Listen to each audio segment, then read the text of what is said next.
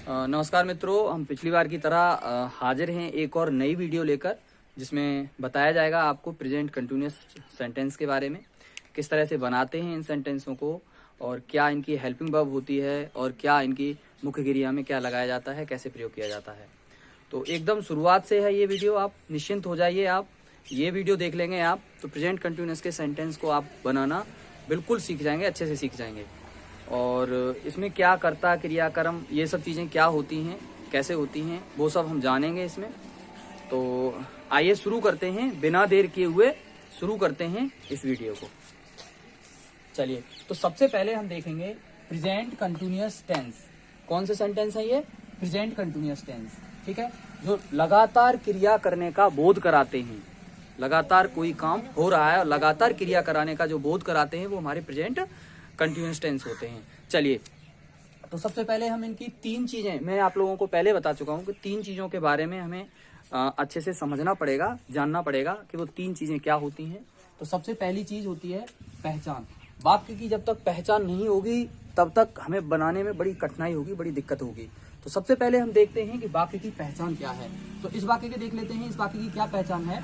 कि पहचान में कह रहा है कि जिन हिंदी वाक्यों के अंत में, जिन हिंदी वाक्यों के, ध्यान दीजिए, हिंदी वाक्यों के बारे में बोल रहे हैं हम, इंग्लिश वाक्य के बारे में नहीं बोला। जिन हिंदी वाक्यों के अंत में रहा है, रही है, रहे हैं या ऐसे ही कोई और अन्य शब्द आते हैं तो उन वाक्यों को हम क्या कहते हैं? प्रेजेंट कंटिन्यूअस टेंस कहते हैं, ठीक है। चलिए, दूसरा है सहायक क्रिया। सहायक क्रिया क्या होती है? इसमें इज, आर और एम, इनमें से कोई एक सहायक क्रिया का इस्तेमाल करते हैं हम वाक्य बनाते समय। जैसा कि अगर पीछे है आ रहा है और कर्ता एक वचन है तो हम इज का प्रयोग करेंगे, और पीछे अगर है आ रहा है और कर्ता हमारा बहुवचन है यानी प्लूरल है सब्जेक्ट हमारा, तो हम किसका प्रयोग करेंगे? तो आर का प्रयोग करेंगे, ठीक है। और एम का प्रयोग केवल मैं के लिए, मैं सब्जेक्ट के लिए, अगर मैं सब्जेक्ट कहीं आ रहा है तो केवल एम का प्रयोग करेंगे आप, ठीक है। चलिए, तो ये हमारी सहायक क्रिया हो गई, पहचान हो गई, और ये सहायक क्रियाएं हेल्पिंग वर्ब हो गई। तीन सहायक क्रियाएं लगाई जाती हैं। उसके बाद है मुख्य क्रिया में प्रयोग। मुख्य क्रिया में हम क्या चेंज करते हैं, क्या प्रयोग करते हैं? तो उसके अंदर क्या है? Helping verb. हेल्पिंग वर्ब हमारी हो गई, तीन इसकी हेल्पिंग वर्ब होती हैं, इज, आर, एम, इनमें से कोई एक लगाते हैं। उसके बाद है मुख्य क्रिया। मुख्य क्रिया में क्या लगाते हैं? आईएनजी लगाते हैं, यहाँ लिखा हुआ है आईएनजी लगाते हैं। तो वाक्य को बनाते समय हम मुख्य क्रिया में केवल आईएनजी जोड़ देते हैं। उसके बाद ये हमारा पूरा इस वाक्य को बनाने का स्ट्रक्चर हो गया। कैसे कैसे बनाएंगे हम वाक्य को, अब यहाँ इन उदाहरणों की हेल्प से समझते हैं, इन उदाहरणों के माध्यम से समझते हैं हम वाक्यों को कैसे बनाएंगे। अच्छा, वाक्यों सबसे अहम होता है कर्म, और कर्म को बनाने के लिए, कर्म को ढूंढने के लिए एक्टिव पैसिव में, जब एक्टिव पैसिव बनाए जाते हैं तो हमें कर्म की बहुत ज्यादा आवश्यकता होती है, क्योंकि सब्जेक्ट से ऑब्जेक्ट को रिप्लेस करते हैं। तो चलिए, अब हमने देख लिया, तो अब कर्म को ढूंढते हैं। कर्म क्या होता है इसमें? कर्म क्या होगा? तो क्रिया का सीधा प्रभाव, क्रिया का सीधा प्रभाव जिस वस्तु पे पड़ता है, जिस चीज पे पड़ता है, वो हमारा ऑब्जेक्ट होता है, कर्म होता है। तो देखिए यहाँ पे कर्म क्या दिखाई दे रहा है? अशोक चला रहा है, मेन वर्ब होगा, चला रहा है। और चला क्या रहा है? इसका सीधा प्रभाव किस पे पड़ रहा है? कार पे पड़ रहा है, कार चला रहा है। तो ये जो कार जो है वो हमारा क्या हो जाएगा? वो हो जाएगा हमारा कर्म हो जाएगा, ठीक है। तो हमने ऐसे करके कर्ता, क्रिया, कर्म को ढूंढ लिया है। अब इनका रखने का, इंग्लिश ट्रांसलेशन में शब्दों का रखने का सीक्वेंस क्या होता है, क्या क्रम होता है, तो उसके बारे में बात कर लेते हैं हम थोड़ा सा। तो देखिए, सबसे पहले हम इंग्लिश वाक्य में कर्ता रखते हैं। उसके बाद यदि हमारी हेल्पिंग वर्ब लग रही है, देखिए पहले नंबर क्या होता है? कर्ता होता है, कर्ता रखेंगे पहले नंबर। उसके बाद सहायक क्रिया, इस वाक्य के अंदर की बात करें तो सहायक क्रिया लगाएंगे, ठीक है, सहायक क्रिया। और उसके बाद क्या लगाएंगे? मुख्य क्रिया। और जैसा कि इस वाक्य में बताया गया है कि मुख्य क्रिया में हम आईएनजी जोड़ रहे हैं, तो मुख्य क्रिया में हम क्या जोड़ेंगे? मुख्य क्रिया में हमें आईएनजी लगानी पड़ेगी, आईएनजी लगाएंगे, ठीक है। और प्लस उसके बाद क्या है? ऑब्जेक्ट यानी कर्म बचता है। और कर्म के बाद भी अगर कोई अन्य शब्द हैं तो उनको लगा देते हैं, अन्य। तो ये हमारा एक सीक्वेंस होगा क्रिया, कर्ता और सहायक क्रिया और अन्य शब्द और कर्म को रखने का। तो चलिए, अब हम बात कर लेते हैं, इन जो उदाहरण जो दिए गए हैं इनको जान लेते हैं कैसे कैसे ये ट्रांसलेट किए जाएंगे। तो सबसे पहले हमने कर्ता ढूंढा, विनोद हमारा कर्ता है, तो विनोद लिख लिया हमने यहाँ पर, ये विनोद हो गया। उसके बाद इसकी हेल्पिंग वर्ब क्या आएगी? है, कर्ता एक वचन है और है, तो है के लिए क्या लगाएंगे हम, ये वाला मैं यहाँ पे नोट कर दे रहा हूँ, है के लिए लगता है ये, और ये है के लिए लगता है, लेकिन सब्जेक्ट हमारा प्लूरल होना चाहिए, बहुवचन होना चाहिए, और ये केवल हूँ के लिए लगाया जाता है, जो कि मैं के साथ आता है। ठीक है, तो ये हमारे ऐसे हेल्पिंग वर्ब लगाई जाती है। तो विनोद के बाद है तो इज लगा लेंगे इसकी।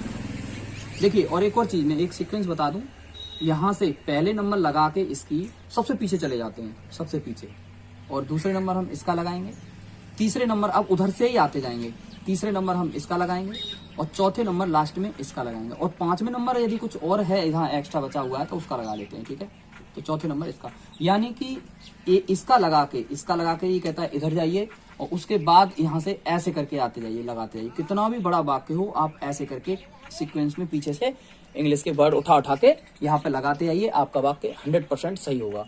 चलिए देखते हैं, विनोद की लगा ली। अब कह रहा है सबसे लास्ट में जाइए आप 2 नंबर पर, तो 2 नंबर क्या है, इज है की लगा दी हमने, इज। 2 के बाद 3 नंबर जा रहा, जाना की क्या है, गो, और गो में क्या है, ING, ये क्या कह रहा है, ING लगेगी, तो ING, गोइंग। 2 हम लगा देते हैं एक स्थान से दूसरे स्थान के जाने के लिए, और घर के लिए क्या लाएंगे, हाउस, HOUSE। ये इस तरह से ये वाक्य कंप्लीट हो जाएगा।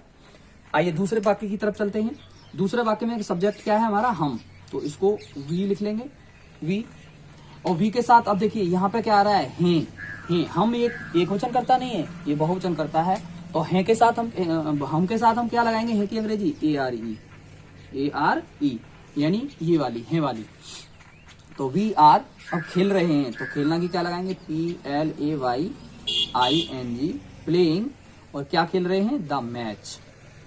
ये मैच हमारा कॉमन नाउन है, तो इससे पहले दा का यूज कर लेंगे, the MATCH, match, full stop लगा देंगे। ठीक है, चलिए अब दूसरा वाक्य है। तीसरा वाक्य हमारा ये है, सोनू बाजार नहीं जा रहा है, ये नेगेटिव है अब। ठीक है, ये हमारे साधारण थे, ये एक वचन था, ये बहुवचन था। अब ये तीसरा जो वाक्य आ रहा है, ये हमारा नेगेटिव हो गया, नकारात्मक वाक्य हो गया। अब नकारात्मक को कैसे बनाएंगे, तो देखो, सोनू सबसे पहले कर्ता लगा लेंगे, सोनू, कर्ता के बाद सहक्रिया पे जाएंगे, एक है सोनू, तो इज आ जाएगी यहाँ पे। ठीक है, और इज के बाद नहीं, जो नेगेटिव है उसको तुरंत लगाते हैं, इज के तुरंत बाद। ठीक है, तो सोनू इज नॉट हो जाएगा। ठीक है, अब जा रहा की लगाएंगे, गोइंग, GOING, गोइंग, और फिर 2 लगा के क्या लगा देंगे, मार्केट, यानी बाजार की स्पेलिंग लगा देंगे, MARKET, मार्केट। इस तरह से हमारा ये वाला सेंटेंस हो गया क्लियर। अब चौथे सेंटेंस की तरफ चलते हैं। ये हमारा इंटेरोगेटिव सेंटेंस है। ठीक है, और क्या वाला सेंटेंस है, तो सबसे पहले ध्यान देना, इस क्या की तो हम अंग्रेजी कहीं पे लगाते ही नहीं है। अगर क्या स्टार्टिंग में है हमारा, तो क्या की कहीं पर भी इंग्लिश का यूज नहीं किया जाता। हाँ, यही क्या यदि वाक्य के अंदर होता तो हम क्या की स्पेलिंग सबसे पहले रखते।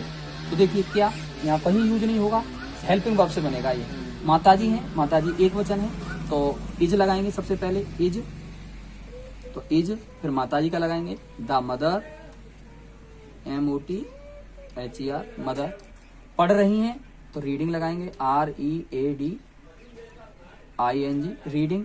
क्या पढ़ रही हैं, रामायण पढ़ रही हैं, तो दा, रामायण से पहले दा लगा देंगे, क्योंकि ये हमारी एक होली ग्रंथ है, होली पवित्र पुस्तक है। तो दा रामायण, रामायण का पहला अक्षर जो होगा कैपिटल लेटर में होगा, तो रा, मा, य, ना। इसको मिटा देते हैं थोड़ा, रामायण। ठीक है, यहाँ फुल स्टॉप नहीं लगाएंगे। अब यहाँ पे हम इसको आइए कैसे करते हैं, इसको शुरू कर लेते हैं। वेयर लगाएंगे, वेयर के बाद क्या लगाएंगे, सहक्रिया लगाएंगे। इसकी सहक्रिया क्या है, इज लगाएंगे। इज के बाद कर्ता लगा लेंगे, पंकज हो गया, और पंकज के बाद मुख्य क्रिया खेल रहा, तो PLAYING, प्लेइंग के बाद क्या है, क्या खेल रहा है, क्रिकेट, तो CRICKET, और इंटेरोगेशन मार्क लगा देंगे। इस तरह से हमारे ये सेंटेंस बन चुके हैं, और आशा करते हैं आपको ये क्लास, ये सेंटेंस समझ में आए होंगे, अच्छे लगे होंगे। यदि हमारी क्लास आपको अच्छी लगी, सेंटेंस समझ में आए, इनके रूल समझ में आए, तो हमारा चैनल जो है वो सब्सक्राइब करें, और थोड़ा सपोर्ट करें चैनल के लिए, और लाइक करें, शेयर करें। धन्यवाद।